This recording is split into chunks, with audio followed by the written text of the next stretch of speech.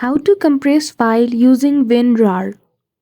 In this video, I will show you how can you easily compress any huge folder using the WinRAR application.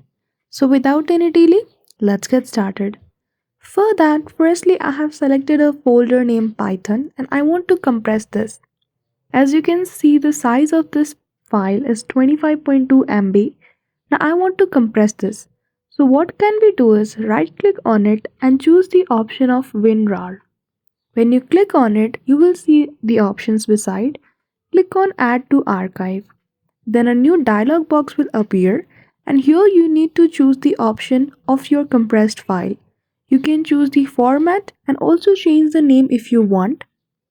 It has the extension of RAR. Then after, if you want to set a password, you can click on the option of set password.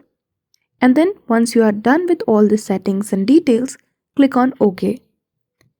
When you click on OK, WinRAR will process your compressed file and it will be prepared in no time. And that's all.